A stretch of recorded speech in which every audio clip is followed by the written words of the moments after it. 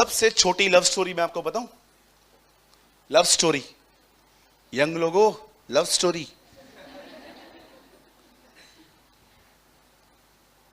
एक लड़के ने एक लड़की से कहा आई लव यू, यहां से स्टार्ट हुई। और उस बहन ने कहा आई लव यू टू भैया। दी एंड। आइए वर्ड स्टार्ट करेंगे। चलिए कभी कभी हंसा कीजिए, ठीक है खड़ूस लोगों। आइए, मैं चाहता हूं आज की सुबह हम सब एक अद्भुत वचन पढ़ेंगे पहला पतरस में से। कितने लोग एक्साइटेड हैं उसकी लाइफ को सुनने के लिए? A wonderful life of our Lord. आइए, मैं चाहता हूं भाई पंकज आप लगाइए पहला पतरस उसका 5वां अध्याय और उसका 10वां वचन। अब परमेश्वर, सब यहां देखिए, अब परमेश्वर जो सारे अनुग्रह का दाता है, दाता का मतलब समझते हैं? गिवर, जो देता है उसे दाता कहते हैं। अब परमेश्वर जो सारे अनुग्रह का दाता है, इट मीन्स जो एवरीथिंग, हर चीज जो प्रोवाइड करता है, जिसने तुम्हें मसीह में अपनी अनंत महिमा के लिए बुलाया, तुम्हारे थोड़ी देर तक दुख उठाने के बाद आप ही तुम्हें सिद्ध और स्थिर और बलवंत करेगा। मैं चाहता हूं प्रीचिंग बात नहीं करेंगे, पहले इस वचन के लिए ताली बजाएं।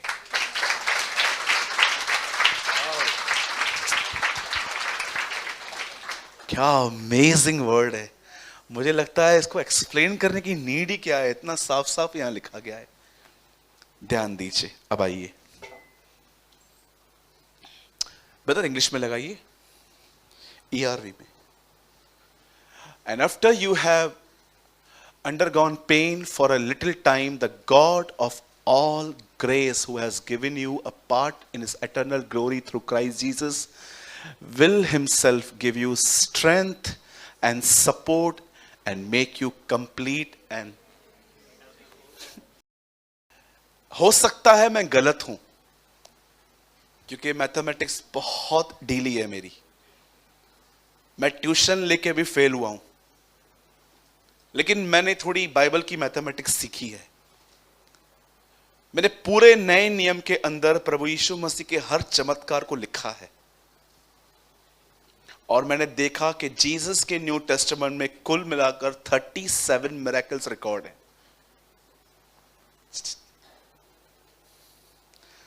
चॉकलेट नहीं मिलेगा प्रदीप को। मैंने पूरे नए नियम में जो यीशु का पहला चमत्कार जो काना में हुआ, और लास्ट मिरेकल 153 मछलियां, मैंने एक से लेकर हर वो मिरेकल लास्ट 4 मंथ्स में पढ़ा। और मैंने देखा कि यीशु ने सबसे पहला चमत्कार किया, उसने पानी को दाखरस में बदला, और उसका अंतिम चमत्कार था कि उसने मछलियां पकड़ के दी। और बाइबल में लिखा गया है कि ये मछलियों की गिनती कितनी है?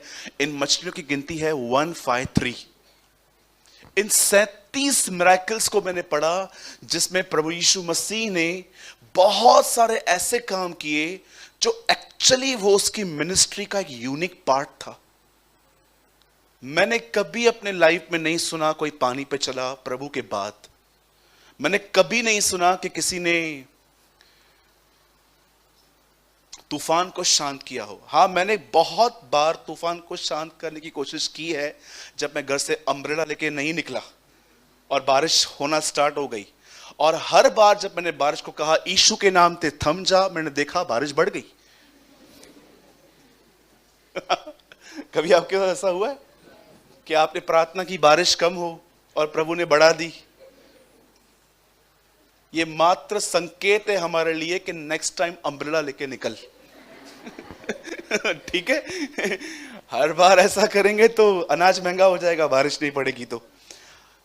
आप जानते हो, एक ये था, सेकंड आप ये देखेंगे, उसके बाद आप और भी अमेजिंग वर्क देखोगे। आप सोचो, आप मुझे कहो कि मेरे को दिखता नहीं है और मैं थूकूं और वो लूं, आपको लगाऊं, आपको कैसा लगेगा? पीटर भाई, आपको चश्मा उतारना है क्या? मिलो लास्ट में आज। अमेजिंग। उसने देखा दो लोगों को, उसने एक व्यक्ति को देखा, उसने देखा उसको आंखें नहीं है, कम थूका, मट्टी ली, मट्टी लगा दी, अब खोल, अरे दिख रहा है। तेरे को पता है मैंने तेरे को ऐसा क्यों चंगा किया? क्यों? मैं ही वो खुदा हूं जिसने उत्पत्ति में आदम को मट्टी से बनाया। I am the same God. हर चीज एक पहचान है परमेश्वर की। आप देखो पानी को दाखरस में बदलता है, और उसने लाजर को जिलाया। मैं जानता हूं मैं कोई भी चमत्कार प्रचार करूं, आपको सब पता होंगे कि हाँ ये लिखा है बरोबर। बट यहां पर पतरस एक लेवल ऊपर जाता है और वो कहता है कि कितने लोग हैं जो इस तरह की जिंदगी जीना चाहते हैं। आपको पता है ये जो जिंदगी है ना कंप्लीट, ये एक्चुअली जीसस की है। आपने यीशु को इतने चमत्कारों में देखा, पर आप में से कितने लोगों को उसमें उससे बढ़कर यह अच्छा लगता है कि पतरस कहता है गाली सुन के वो गाली नहीं देता था। मैंने देखा है डांट सुनना थोड़ी आसान है, गाली सुनना बहुत कठिन है। आप किसी को भी गाली देके देखो, आप उसका चेहरा देखो। संसारी व्यक्ति होगा तो मैं आपको लिख के दे सकता हूं, तो वो तो आपको पढ़नी है, उधर आपको पढ़नी है। अगर आपने किसको रास्कल वगैरह कुछ भी बोल दिया, पढ़नी है, क्योंकि आप उसके योग्य भी हो, है ना। आप डिजर्व करते हो। अगर आप किसी को गाली देते हो और वो आपको नहीं मारते तो एक्चुअली वो गलत है।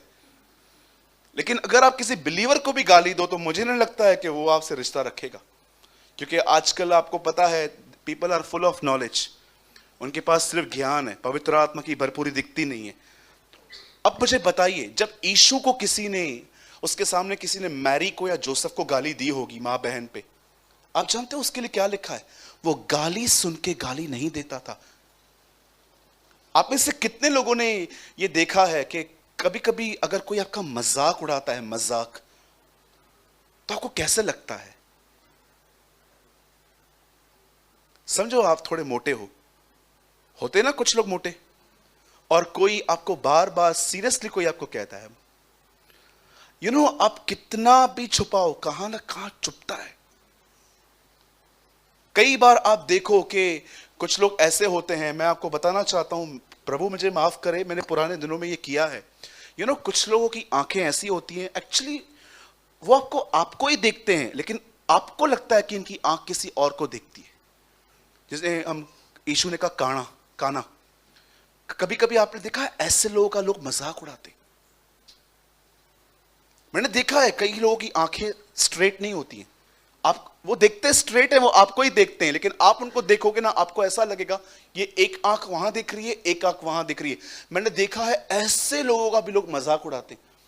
पर कभी आपने देखा जब यीशु लाजर को जिलाने जा रहा था, तब उसका चेला उसके विषय में कहता है चलो मरने वालों के साथ हम भी मरने चलते हैं। क्या यीशु ने वहां रिएक्ट किया? क्या यार तेरे को बात करने की तमीज है क्या यार? ऐसे कैसे बात कर रहा है तू? क्या यीशु ने कहा गाली सुन के गाली नहीं देता, मजाक कोई उड़ाता है उसके ऊपर भी ये कुछ नहीं कहता? इवन मैं आपको बताऊं, शायद बहुत कम लोगों ने ये वचन पढ़ा है, उसका परिवार उसके लिए कहता था इसका जो दिमाग है ना ठीक नहीं है। वहां पर दिमाग नहीं वर्ड यूज है, वहां पर वर्ड है चित्त। लिखा है उसका परिवार कहता था इसका चित्त ठिकाने पर नहीं है, एक दिन घर से निकला है वापस ही नहीं आ रहा। मुझे लगता है उन्होंने ऐसा किया होगा। घर मजाक उड़ा रहा है, चेले मजाक उड़ा रहे हैं, अनबिलीवर्स गालियां दे रहे हैं, और अंत तो इस बात पे हो गया जब इसी व्यक्ति को क्रॉस पे उसके खुद के बाप ने छोड़ दिया। अब आप मुझे बताइए, कभी यीशु मसीह जब इन बातों में से गुजरा, रिजेक्शन, पेन, ठट्ठा, मजाक, आप देखो जब हम इन बातों में से गुजरते हैं तो हमारी हालत क्या हो जाती है। रिश्ते हिलने लग जाते हैं, चर्चेस बदल जाती हैं, लोगों की मंडलियां बदल जाती हैं, क्योंकि वो कुछ बर्दाश्त नहीं कर पा रहे। कभी आपने सोचा कि ये जो जीवन है जिसको पतरस कहता है अ कंप्लीट लाइफ, क्यों कहती है बाइबल धीरज धरो, क्योंकि यही तुम्हें सिद्ध और अनुभवी करेगा। मेरे भाइयों, मेरी बहनों, याद रखिए यह जीवन मात्र बाइबल में पढ़ने और दुआओं में नहीं मिलता। पतरस कहता है यह जीवन उनमें है, उनमें पाया जाता है जो अंडरगॉन पेन से निकलते हैं। वो कहता है कुछ चीजों को हासिल करने के लिए, आपको पता है मुझे ये जीवन ही पसंद नहीं है जिसमें थोड़ी इज्जत और थोड़ा प्यार कम मिलने पर मेरा बिहेवियर उनके लिए बदल जाए। कि मैं किसी फंक्शन में जाऊं और मैं देखूं एक पास्टर का ऑनर नहीं मिला है मुझे, और मैं उनके लिए फिर खट्टा हो जाऊं अपने आप में कि नहीं नहीं यार, मुझे नहीं रखना है इनके साथ संबंध। कभी आपने सोचा ये चाइल्डिश नेचर हम में से क्यों नहीं निकलता? क्यों पॉल कहता है मैं जैसे आत्मिक लोगों से बात करना चाहता हूं, मैं वैसे तुमसे नहीं कर पाता, क्योंकि तुम अब तक मसीह में शिशु हो, बच्चे हो। क्यों कहता है वो? याद रखिए, and after you have, brother एक काम कीजिए, हिंदी लगाइए, एक्चुअली वो ज्यादा क्लियर है।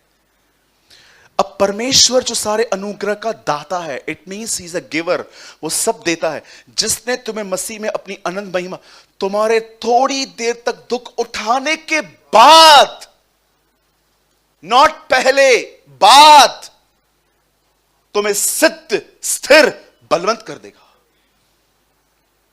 बहुत सारी चीजें सिर्फ दुआओं में नहीं मिलती। यस, दुआओं में ताकत मिल जाती है सहने की। आइए मैं आपको कुछ समझाना चाहता हूं आज। प्रभु मेरा गवाह है, मैंने इस संदेश के लिए बहुत बहुत खुदा से मांगा था कि प्रभु मुझे एक मैसेज दे मेरे जीवन के लिए, और वो मेरे जीवन में वर्क करने के बाद प्रभु जी मैं वो सेम चर्च को भी दे पाऊं। आप जानते हो एक दिन क्या हुआ? यीशु मसीह के जो पिताजी थे, मतलब जो अर्थली फादर थे, एक्चुअली हम ये भी नहीं कह सकते क्योंकि उसका कोई अर्थली फादर नहीं था, वो मिल्किसिदक की रीति का याजक था। आप जानते होंगे ना, पुराने नियम में मिल्किसिदक के परिवार का जिक्र नहीं है, न जन्म की तारीख न मौत की तारीख, कुछ भी नहीं है। इवन आप बाइबल में पढ़ो तो हर व्यक्ति के लिए कुछ न कुछ लिखा है, ये कहां से पैदा हुआ। लेकिन आप जानते हो मिल्किसिदक का ना कोई बाप ना कोई मां, कुछ भी नहीं। अचानक आया, इब्राहिम को प्रभु भोज देके निकल गया, और बाइबल क्या बताती है, वो मिल्किसिदक की रीति का याजक ठहरा, क्योंकि जीसस की कोई अर्थली फादर मदर नहीं है। यस, ये बात सच है कि प्रभु ने मरियम का इस्तेमाल किया, हम इसके लिए प्रभु को महिमा देते हैं, लेकिन फिर भी हम जानते हैं कि सिर्फ हम उसे मरियम का बेटा नहीं कह सकते। सच तो यह है कि मरियम ने खुदा के बेटे को जन्म दिया, राइट? बाइबल कहती है, वचन में लिखा गया है, यूसुफ जब उनकी एंगेजमेंट हुई, आप जानते होंगे दोनों के पास एंजल गए। मैं इसको रिपीट नहीं करना चाहता, जल्दी से बता देता हूं। इन दोनों के पास स्वर्गदूत गए, उसको कहा तुझे बेटा होगा, इसको कहा गया इसे घर ले जाना। उसके बाद क्या हुआ? वचन कहता है जब वो उसे लेकर भाग गए, क्योंकि हेरोद उसे मारने की कोशिश करने पर था, तब वचन कहता है कि वहां पर भी एक ड्रीम आया कि यहां से भी लेकर निकलो। आपने देखा हर जगह पे उससे ड्रीम्स दिए गए। फिर एक ड्रीम आया, इसे उठा के अब तुम यहां चले जाओ। कितने लोग ये बात देख रहे हैं कि परमेश्वर यूसुफ की रक्षा हर बार ड्रीम्स के थ्रू करता रहा। स्वप्नदर्शी कहते हैं नहीं बाइबल के अंदर, ऐसे लोग जो दर्शनों को देखें। इस परमेश्वर ने अपने दास को बचाने के लिए उसे दर्शन दिए और कहा यहां से ले मेरे बच्चे को, उठा, भाग, यहां से वहां, यहां से वहां। आपने देखा वो कैसे भाग रहे थे, यहां वहां यहां वहां। और फाइनली जब उन्हें पता चला कि हेरोद मर गया है, तब परमेश्वर ने कहा अब तू मेरे बेटे को नासरत में, बड़ी बात है ना, पैदा बैतलहम में हुआ लेकिन पाला पोसा नासरत में गया, और सेवकाई तो उसने पूरे इज़राइल में की। अब मेरा सवाल है, ये एक स्वप्नदर्शी थे, इनको पता चला कि प्रभु ये कह रहा है, ये कह रहा है सपनों में। अब मैं आपसे एक सवाल पूछना चाहता हूं, जब इज़राइल के लोग परमेश्वर की नजर में गुनहगार थे और प्रभु ने ठान लिया था कि वो इन्हें पनिशमेंट देगा, तब उन दिनों में भी एक व्यक्ति था जिसका नाम था दानियल, और बाइबल कहती है उसमें किसी प्रकार का दोष नहीं था। और जानते हो, दानियल भी यूसुफ की तरह दर्शन देखता था। अब मैं आपसे एक सवाल पूछना चाहता हूं, जिस परमेश्वर ने सपनों के द्वारा यूसुफ को बचाया, उसी परमेश्वर ने दानियल को सपना क्यों नहीं दिया कि यहां से भाग जा, क्योंकि एक राजा इन सबको गुलामी में पकड़ने वाला है, तू भी यहां से निकल। मैं जब उस दिन वचन को पढ़ रहा था, मैंने कहा प्रभु, दानियल भी सपने और दर्शन देखता था, यूसुफ भी देखता था। आपने यूसुफ को भगाया एक जगह से दूसरी जगह पे क्योंकि कोई खतरे में, कोई खतरा आ रहा था, लेकिन आपने दानियल को क्यों नहीं बचाया? आप दानियल को कह सकते थे, सुन, फॉरेन लैंड में चला जा कुछ टाइम के लिए, कोई आने वाला है, ये सब जो तुम लोग का नगर है फूंका जाने वाला है, खत्म होने वाला है, तू यहां से भाग जा। क्यों परमेश्वर चाहता था कि वो व्यक्ति जो किसी प्रकार से दंड के योग्य नहीं है, वो भी इनके साथ जाए? जानते हैं क्यों?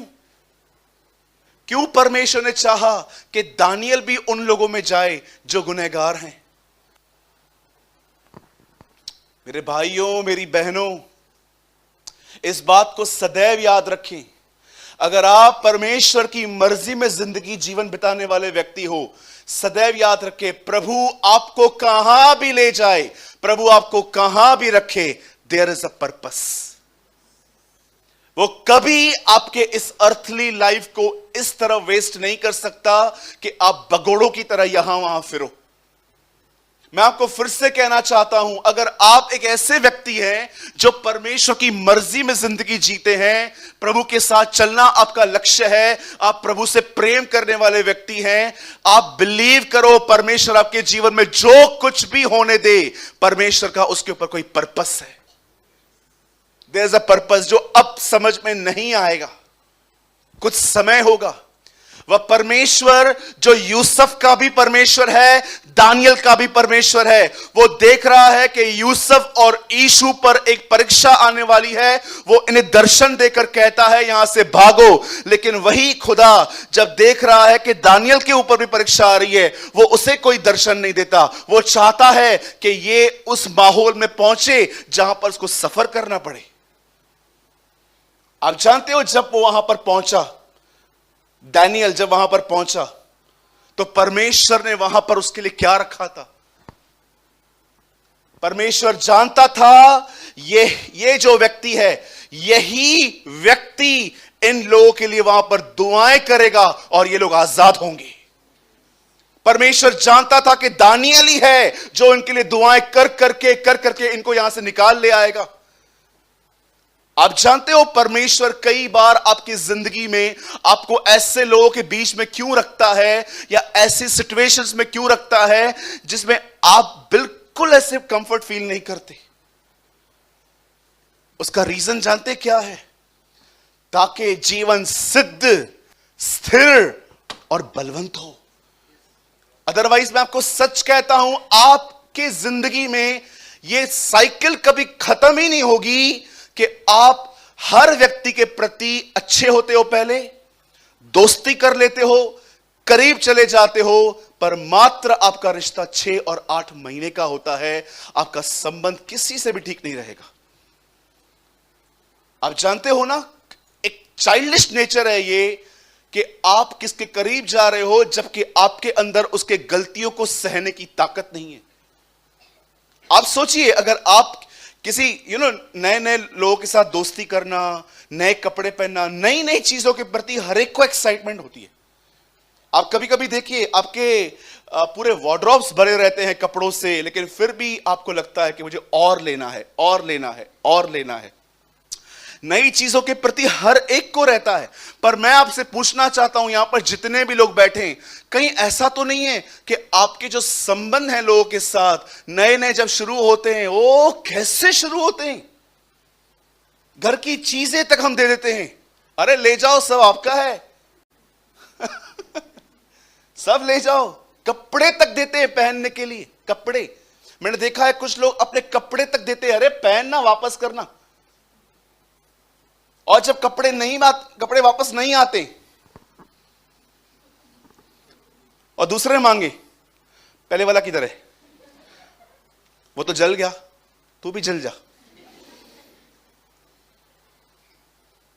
आपके अंदर ताकत नहीं है ना किसी को बर्दाश्त करने की, अच्छा होगा दूर रहो। अदरवाइज मैं आपको सच कहता हूं, ये एंडलेस साइकिल कभी खत्म नहीं होगी जब तक ये ना हो। आप जानते हो परमेश्वर ने क्यों आपको कभी कभी ऐसी सिचुएशंस में रखा है? कई बार आप सोचते हो ना, जॉब कितना डिफिकल्ट है यार, पूरी जिंदगी प्रार्थना की, जॉब मिले, जॉब मिले, जॉब मिले, जॉब मिले, जॉब मिले, जॉब मिल गई, अभी देखते यार कभी छूटेगा।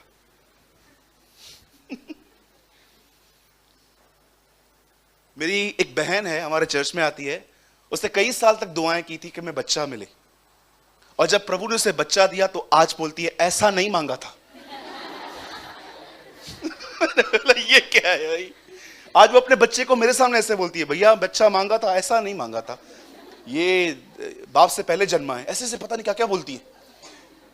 बोलती है पता नहीं इतना तंग करता है ब्रदर, आपको क्या बताऊं। मैं बोला बहन, सिद्ध स्थिर बलवंत,